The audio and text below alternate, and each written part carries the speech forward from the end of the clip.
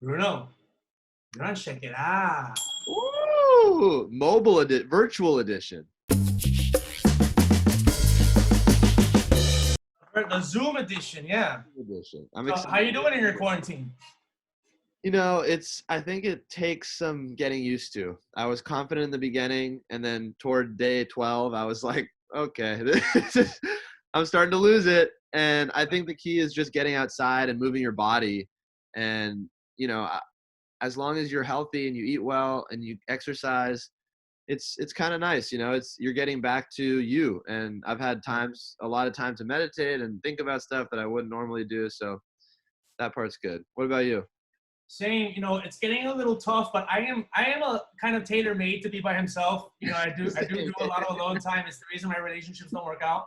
Yeah. I spoke with my ex the other day. She's like, you're totally gonna knock this one out. You're gonna write, you're gonna do your thing, you're gonna read. Yeah. Luckily, I live by Running Canyon, which is closed, but there's other trails that are open if you know about them. So I am getting my jog on. Good. I'm getting outside, but it is getting kind of crazy. But you know, before we get into some of the stats that I'm reading online about it, that some of it is encouraging, some of it is worrisome, but a lot of it is encouraging about where we're going. I want to talk about a little kind of controversy we got caught up in locally with friends at work, and then what is happening in the media right now, and it has to do with these guys. This is an N95 mask, which is what if you have, if you're able to get one. These are the masks that are very helpful. There's other kinds of masks that still work. So yeah. We when should give people the distinction too that the surgical masks are used for surgeries, and they only block the stuff that is right. coming from your mouth. The N95 masks block all the particles around you. So. Right. And it fits better around your Exactly. your face. And it fits around your hole. So those are the ones that people should be using.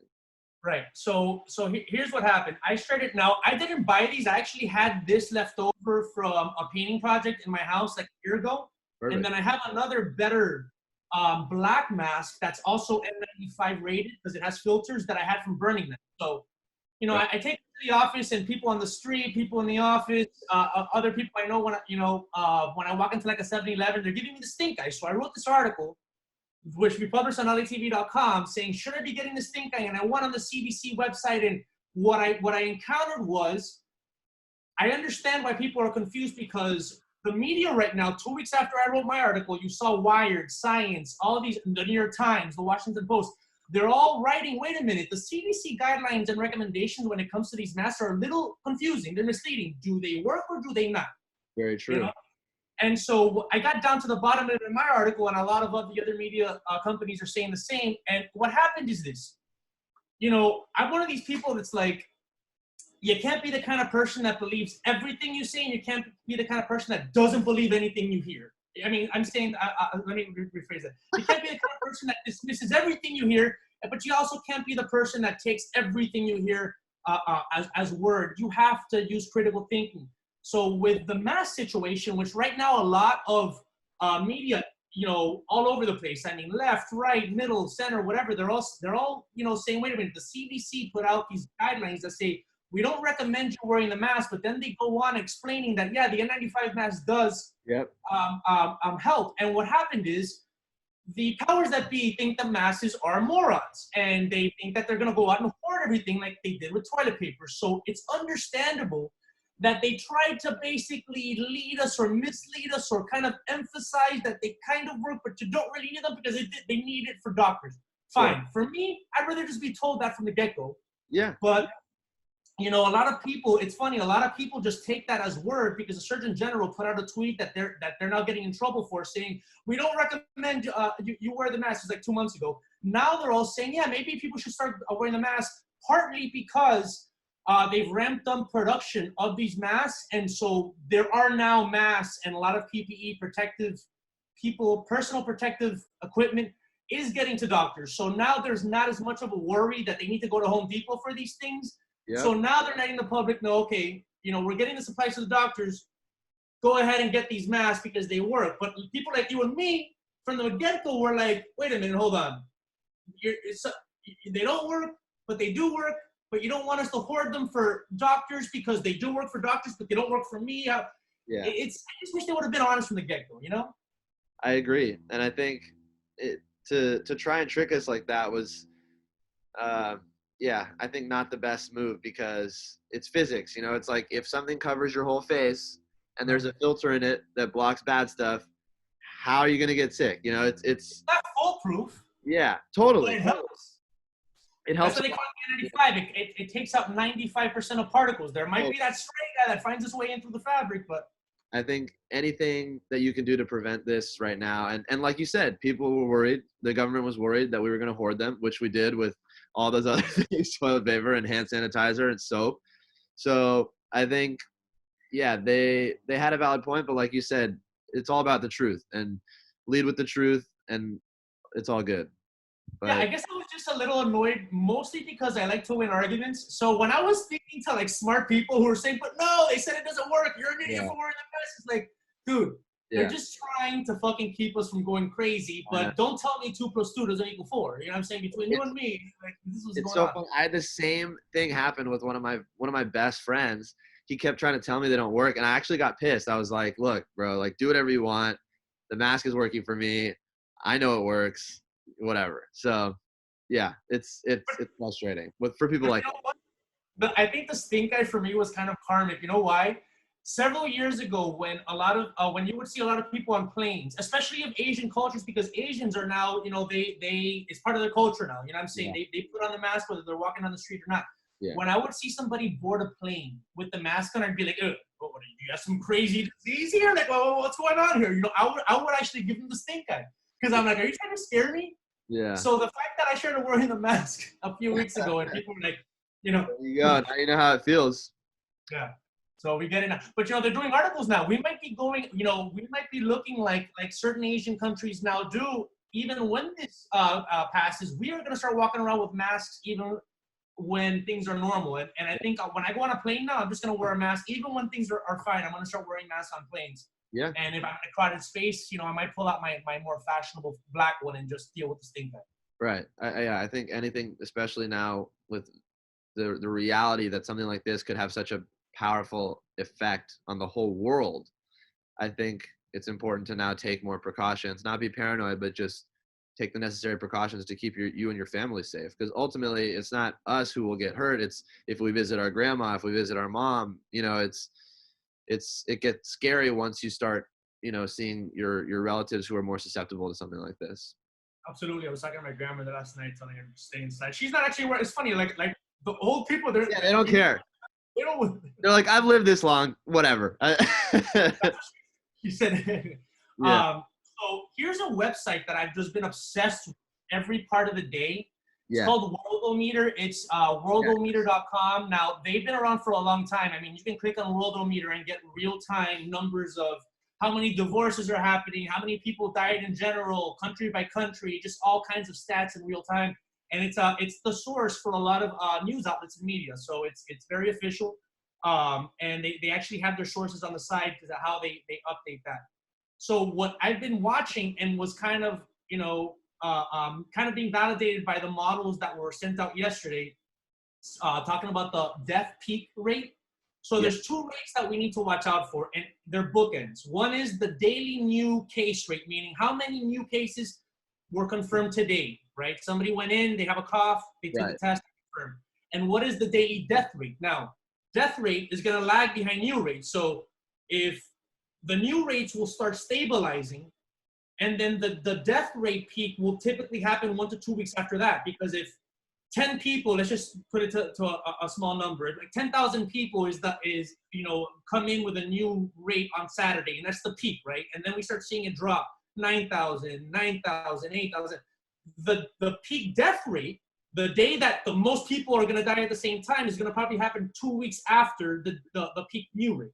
Correct. So the model that was sent out that everybody's using, and God, Trump is finally listening to some of the authority figures like Dr. Fauci and Dr. Birx and his staff. He's continuing the social distancing guidelines and stay-at-home stuff for the rest of the month, because the model shows that the peak death rate is going to happen in April for most of the country. New York is going to be first.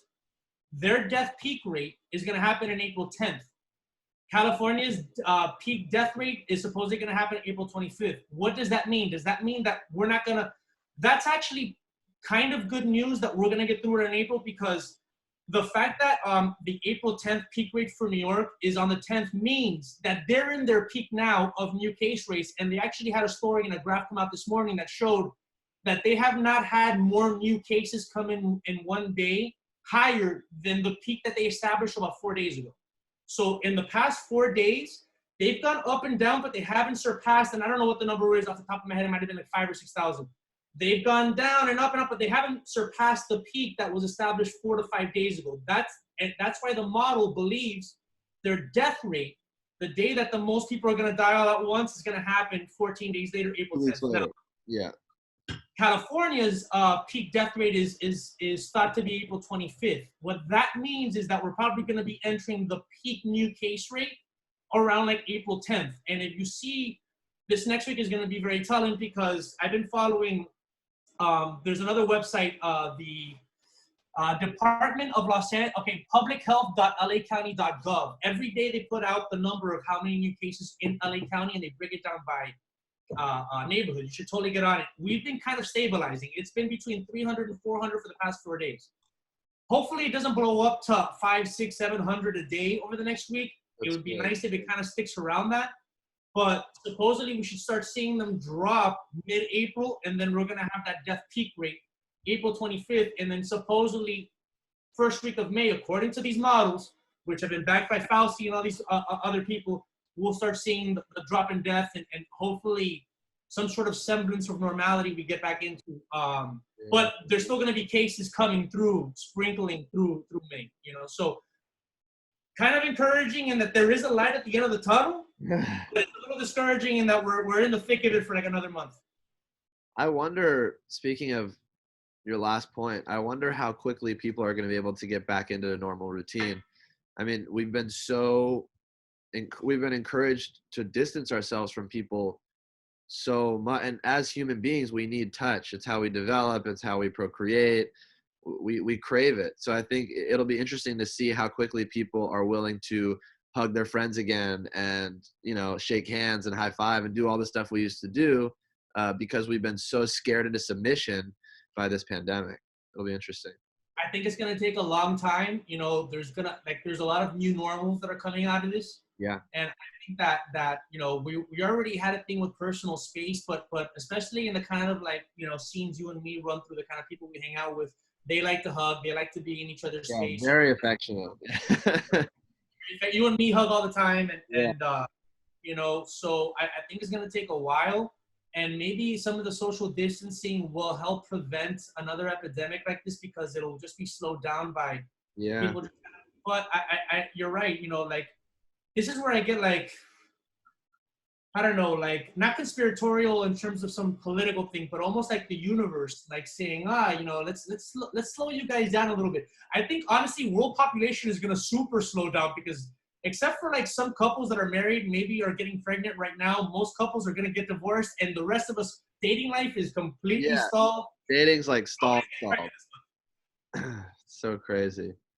Yeah, I don't know that's another good point. Population will be interesting to track. Okay, can we get a little, okay, so this is just like, now I'm gonna put my tinfoil hat on, like the stuff I was saying before about the mask, that's more me being in the middle, critical thinker, like, right. You know, I believe some of the things I hear, but I take it with a grain of salt, and here's why. Or here's why you might be misled. I understand they didn't want us to go crazy. Yeah. But the conspiratorial thing is that, let's get to Area 51. Yeah, exactly. Well, population control. I like, is the Illuminati the people that control the world? Population control is always a thing. So have you ever heard of the, there's a thing called the something stones in Georgia. Nobody knows who put them there, and they have all these things that the world should live by. And it says, they're like Stonehenge in Georgia. You know what I'm talking about? They're like a Stonehenge in Georgia. Yeah, I don't know what it's called, but I'm gonna look it up right now. Stones, Georgia. They say that the world should be kept at no more than 500 million people. So if the world's the Georgia Guidestones, a granite monument erected in 1880 and by an anonymous person, nobody knows who put them there. And so you hear, these things about like, man, how do we get the world, to control its population? Because the world is overpopulated. I think the world's overpopulated. Without World War III, Yeah. pandemic. Or maybe it's the universe. Maybe it's not some evil like person like deciding, oh, I'm gonna release this. No, maybe the universe is like, let's slow you guys down a bit. There's way too many of you, so I'm just gonna, you know what I'm saying? I'm part of the sort of belief group that it's the universe, and that nature is now fighting back and saying, look at how irresponsible we've gotten. And again, so this part is sort of conspiracy, but I really believe that the 5G is affecting all this. Don't tell Mike in accounting. I know. I know. But I told him about it. He got mad. My mom and other people who I trust have sent me very compelling arguments about when they installed 5G and how quickly after that installation, the coronavirus started in that place. Where is the first region? This is not conspiracy. This part is fact. That's I sent to Mike. Yeah. Because the Chinese government talked about it proudly. The first region to install complete 5G coverage was Wuhan. And they launched in October. Yeah. What kind of coincidence? That's not a coincidence in my mind. Well, what they say is that, and again, you and me are two amateur bro scientists here, so we don't know what the hell we're talking about. Yeah, okay? Take this with a grain of salt, people. We're podcast at the end of the day. They say that they say that the Spanish flu in 1918, 1919, that it spread after a series of solar flares, and the series of solar flares made it there was more radiation in the atmosphere of the Earth. So there's something about an uptick in radiation that might make it more suitable for a virus to spread, right?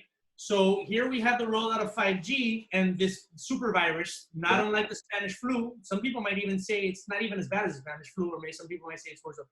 All of a sudden, it takes off. So now there's other science that says that, because I've seen a lot of the counterpoints, and the problem is that there's, unlike climate change where all legitimate scientists say there's climate change, there's like 10 bought off compromised scientists that work for the oil company to dispute it. On this 5G thing, there's legitimate scientists on both sides. So there's some the studies that say that no, the 5G, even though it uses more radiation, it uses a different kind of radiation that is not what causes damage to your cells. I don't know. Yes, I mean, the truth is we don't know enough about what 5G is doing. We don't have the science to really measure that, and I think there's, very, very few coincidences, don't have like some type of hidden meaning. So I feel like there must be a correlation, and there are other countries and other areas of the world when the rollout happened 2 weeks later, the coronavirus started spiking. I'm not saying that it caused it necessarily, but I am saying that it probably exacerbated it, and there's some type of correlation because it's the science is there, and we ultimately we don't know enough about 5G to make a call. Right. Yeah. Interesting. All right. So let's roll to the last part of this podcast. Yes. And guys, we're new to Zoom, so I don't even see a timer on this. Do you see a timer on it? Because we have 40 minutes max, but I don't think we're there yet. That's all right. All right. That's fine. Viewers are getting. I'll cut this out already. Our quarantine queue. So I know what you saw recently. I wrote an article about it. It captivated me beyond. I mean, it was one of the best documentaries I've ever seen. Tiger King on Netflix. Yeah. Let's talk about that for a few minutes. What was your initial takeaway? Well, first of all, I the first thing that caught my attention were the billboards. I mean, that one billboard on Sunset Boulevard, I don't know if they have a similar one in by Venice, but the guy's face is, I'm compelled. I could stare at that crazy guy's Joe Exotic's face forever. I love it. I mean, that guy Bhagavan with his harem of women, and then Carol, who's like a complete psycho, who, by the way, definitely killed her husband. Yes. I mean, there's just, and all the memes coming out about it now. Tiger King is now, it's ingrained in popular culture. I've never seen a limited series like that so quickly was snapped up by the meme gods and all the internet trolls, and like it's everywhere. It's everywhere. what I find so compelling is, like you said, all of the protagonists are antagonists, and they're all so crazy, and they're all so, I mean, they are so over the top. You know, Joe Exotic with his boyfriends who aren't even gay guys, they're straight. The guy with the teeth, the guy with the missing teeth is like, dude. And the fact that everything was caught on camera. Yeah. Not, you know, spoiler alert, I'm not gonna say who, but one person, he doesn't shoot himself on camera, but he shoots himself just off camera. I'm not gonna say who. That'll watch the documentary to see. The fact that they were, you know, the guy who was the producer of the web show the footage. That's all the footage that he took. But some of it seems to have been saved because some of the footage that we saw in the early part of the documentary seemed to be his, but I guess some got salvaged, maybe some did. I think. But, and Joe Exotic, you know, what I love about Joe Exotic and really all the characters is this show was both a pro and a con for Southern culture. Yeah. And the con, obviously, they're made to look like nutcases, and we're seeing some of the worst parts. Yeah. You know, the way they treat animals. But the pro is, you know, damn, some of these Southerners are way more interesting than we give them credit for. Way more. I mean, those flamboyancy, the shirts. You know, I actually was pretty pleased with the fact that he was a very open gay man, and he didn't seem, or at least he didn't cover it, didn't seem to get any flack from it. People still came and saw him, and so it's nice to see maybe the conservative South is catching up with some open-mindedness a little bit, but I mean, they're over the top, man. Yeah, it's almost like it's so sensational. It's, you know what I mean? It's like it's very like sensationalist feeling that you get where you're like, wow, like I'm being exposed to stuff that I would never otherwise see in my life, and it's because of that. It's hard to actually look at the people behind the mask of the big cat industry, because these people at their core are just normal people, but it's so the way it's produced with the guy. It came out later that guy with no teeth, he fully got new teeth, and he did a bunch of interviews with teeth and clothes, but they, you know, the producers are like, this isn't good TV, let's put him without the teeth and make sure he has his shirt off. So a lot of it is just the way that it was produced and how we perceive them based on that sort of setup. And I think that part's really interesting because it's hard to see the people behind the mask, so to speak, when you're looking at a former meth addict with no teeth and tattoos all over his body. Oh man, yeah, it's and let me tell you something, it came out at just the right time. I mean, as of now, I think that it's been viewed about 35 million times. I mean, there is no TV show. That is like, it's insane. You know, that's like Super Bowl numbers. Yeah. And it's a series. It's 6 hours long almost. So it's amazing. It's amazing. What else? Because they kind of slack a little bit. Every once, I love Narcos. But I love their documentaries. But the documentaries kind of come out every now and again. I don't know. They don't put as much content out. They just put out like these really big 10-fold type of series. But definitely want to see more like the Tiger King. All right. So we're gonna end this special Zoom edition of Check It Out Now. You and me will reconnect on IG at some point, and well, next time we talk, we'll see what else we're watching on Netflix. Man, stay clean and wear your mask when you're in close quarters with other people. Yes, sir. You've been on Check It Out.